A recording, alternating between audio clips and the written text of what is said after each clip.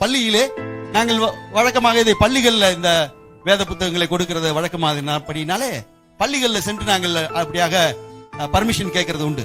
10 வருடமாக ஒரு பள்ளியிலே பர்மிஷன் கேட்கப்பட்டு அது மறுக்கப்பட்டது. அவங்க சொல்லிட்டாங்க, இதெல்லாம் வெளிநாட்டு மதம், இது வெளிநாட்டு சாமி, இதை இந்தியால எங்க அனுமதிச்சாலும் எங்களோட பள்ளியில இதுக்கு அனுமதி கிடையாது, நீங்க போலாம் அப்படின்னு சொல்லி விரட்டிக்கிட்டே இருந்தாங்க.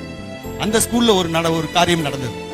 அந்த ஸ்கூல்ல பாத்தீங்கன்னா எல்லா ஆசிரியர்களுக்கும் சம்பளம் கொடுப்பதற்காக மாதத்துக்கு ஒரு முறை பாத்தீங்கன்னா ஒரு 5 லட்சம் ரூபாய் தொகையை ஒரு 2 உடற்கல்வி ஆசிரியர்கள் அவர்களை பேங்குக்கு அனுப்பிச்சு அவங்க போய் அந்த பணங்களை எடுத்து வருகிறது வழக்கம் வங்கியில இருந்து. ஒரு முறை பாத்தீங்கன்னா அவங்க இடத்துல தனியா பிரத்யேகமா வண்டி இல்லாதனால ஒரு ஆட்டோல போய் வங்கியில இருந்து பணத்தை பெற்றுக்கொண்டு அவர்கள் வந்தாரு. நேரா வரும்போது 2 பேர் பேசிட்டே வந்தாங்க. பணப்பைய நடுவில் வச்சுட்டு 2 பேர் பேசிட்டே வந்தவங்க ஸ்கூல் வந்தவொடனே பாத்தீங்கன்னா 2 பேரும் இறங்கி வந்துட்டாங்க.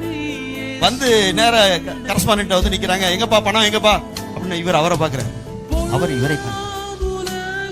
நீங்க தானே பிரதர் அத கையில எப்படி பிடிச்சிருந்தீங்க?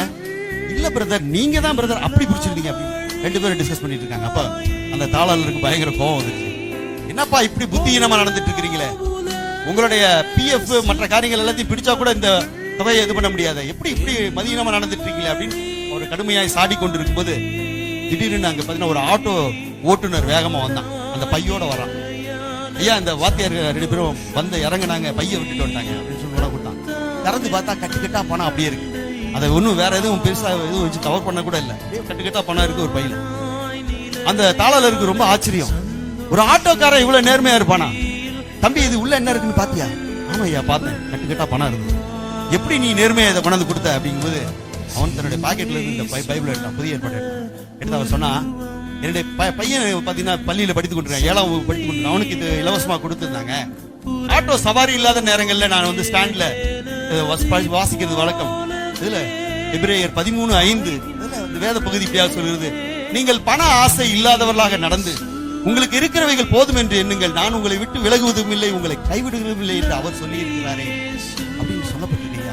அதனாலதான் இந்த பணம் நான் உழைச்சி சம்பாதிச்ச பணம் இல்லை, அதனாலதான் நான் கொண்டாந்து கொடுத்தேன் அப்படின்னு சொல்லி சொன்னோன்னே இந்த கரஸ்பாண்டன்ட்டுக்கு இவருக்கு அப்படியே நெஞ்சில குத்துன மாதிரி அவர் உணர்ந்தார்.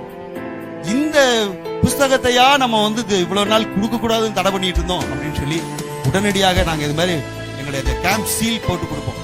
இந்த கேம்ப் முகாமுக்கு உடனே போன் பண்ணாரு, ஐயா தயவு செஞ்சு பிள்ளைங்க கிட்டத்தட்ட 3000 பிள்ளைகள் படிக்கிறாங்க, உங்களுக்காக எங்களுடைய பள்ளியின் கதவு எப்பொழுதும் திறந்திருக்கும், நீங்க எப்ப வேணாலும் நீங்க பைபிளை கொடுக்கலாம் என்று சொல்லி ஒரு ஓப்பனிங்கை கொடுத்தாங்க. ஒரு மனுஷனுடைய கீழ்ப்படிதல், ஒரு மனுஷனுடைய உண்மை, ஒரு ஆட்டோக்காரனுடைய உண்மையினால 3000 வீடுகளுக்குள்ள இந்த வேத புத்தகம் கடந்து சென்றது. Download Moj.